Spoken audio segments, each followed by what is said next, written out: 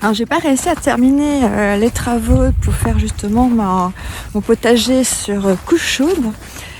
Je voulais aussi préparer un autre abri en fait pour faire des plantations, pouvoir commencer plutôt les plantations, puisque ici on va dire ça commence à mai-juin seulement, tellement il fait froid. Donc bon là ça a beaucoup gelé cette nuit, donc je pense pas que je vais pouvoir travailler cet après-midi, donc je vais en profiter pour travailler pour mes entreprises, parce que je suis en retard partout, c'est horrible. Puis en plus j'ai ma fille qui est malade. Semaine dernière il y avait la maîtresse en congé, donc voilà, donc ça fait des journées encore en moins où je peux faire, travailler et avancer sur les travaux. Donc voilà, on fait avec, hein, c'est comme ça.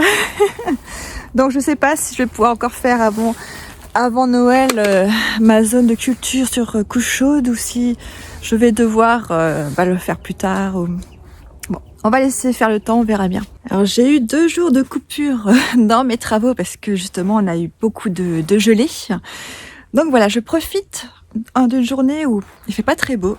On est vraiment dans le nuage. Mais l'avantage c'est qu'enfin il n'y a pas de vent, il ne pleut pas et il n'y a pas de gelée. Donc je vais vite avancer dans mes travaux, puisque j'avais donc prévu de terminer l'aménagement donc du potager pour justement étouffer tout ce qui est donc dit mauvaises herbes, mais qui empiètent sur mon potager. Donc ça, j'ai commencé à mettre en fait, à recouvrir avec du carton. Je vais encore recouvrir aujourd'hui donc avec de la paille pour vraiment laisser tout s'étouffer, on va dire, jusqu'au printemps, pour pouvoir tout enlever au printemps et avoir une bonne terre pour agrandir mon potager donc en permaculture, sachant qu'en dessous j'ai les buts de culture. Donc voilà, je vais voir comment je vais faire. Mais bon, en tout cas, ça présage un bon potager pour l'année prochaine, puisqu'avec tout ce que j'ai fait, si là, je n'ai pas de super légumes, je ne sais pas. Donc voilà, donc aujourd'hui, j'ai prévu de tourner donc les vidéos pour donc le vlog, on va dire automne-hiver, puisque je suis très en retard, vu que là, on est aujourd'hui le 17 décembre. J'ai également mon petit panier que je viens de me faire avec vraiment tout le matériel nécessaire pour travailler au fur et à mesure. Donc je trouve ça plus pratique que d'aller chercher à chaque fois mon matériel. J'ai tout dans ce petit panier.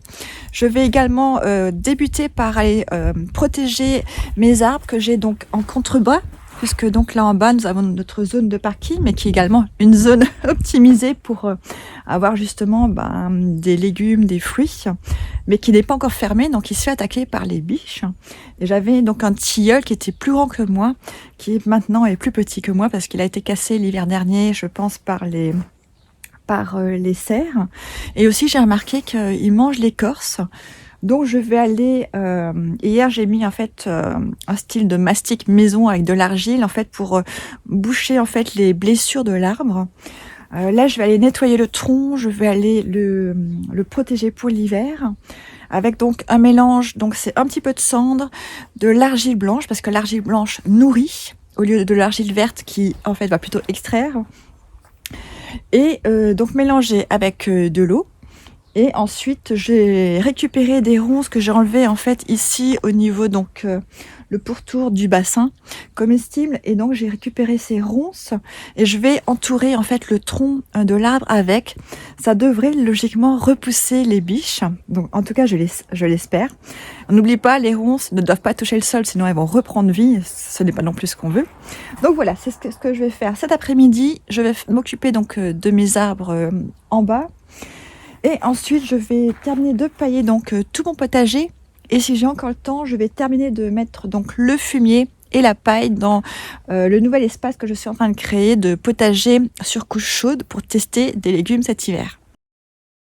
Là, donc j'ai récupéré la cendre de notre cheminée puisqu'on se chauffe au feu de bois principalement.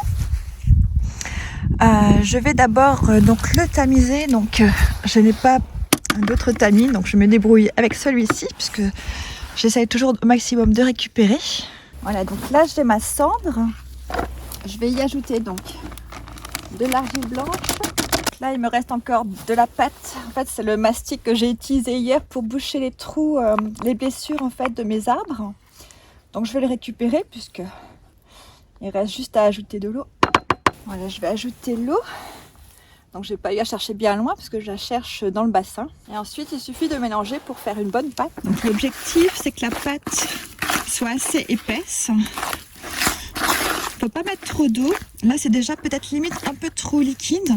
Mais en fait, l'argile va absorber l'eau. Donc, si on laisse à peu près 10 minutes, ça va absorber toute l'eau et donc s'épaissir.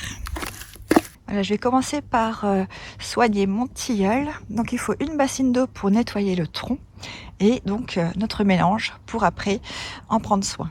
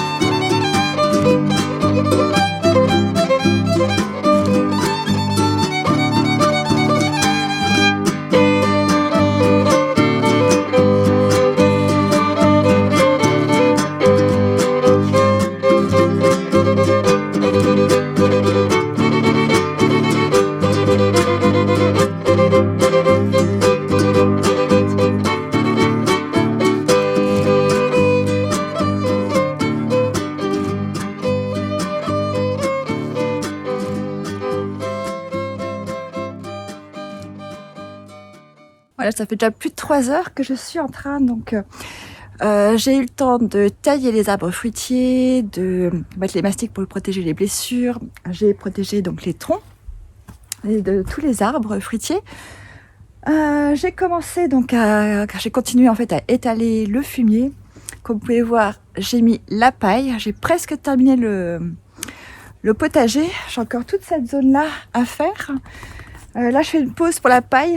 Je commence à faire le fumier pour donc le potager sur couche chaude. Donc, j'en aurai pas assez, donc il va falloir aller en rechercher. Et ensuite, il faudra également pailler. Là, c'est bientôt l'heure que j'aille chercher ma fille à l'école. Et je vais essayer de reprendre après pour essayer d'avoir terminé avant qu'il y ait de nouveau des gelées, parce que je ne sais pas s'il va y avoir des gelées demain ou pas. Alors ça, on est dans un endroit que j'adore, pas très loin de chez moi. Et il n'y a pas énormément de marches. Et je suis très étonnée l'autre jour lorsque j'ai fait ma séance de dédicace à la bibliothèque, c'est que les gens d'ici en fait ne connaissent même pas ce lieu. Je ne sais pas si vous voyez, mais il y a une vue panoramique qui est juste magnifique. Et c'est un des tout premiers lieux que j'ai découvert en venant habiter ici. Je viens marcher quasiment tous les jours dans la forêt, et donc je connais un peu tous les chemins à présent. Et j'adore tellement cet endroit que j'ai très envie en fait de faire des ateliers ici. Alors on peut pas être en grand nombre, mais après je n'aime pas non plus donner des cours ou des ateliers avec beaucoup de personnes. Donc je garde cet endroit en tête et à voir ce qu'on peut aménager. Par exemple les cercles de femmes, ce serait vraiment du superbe ici, avec cette vue juste magnifique.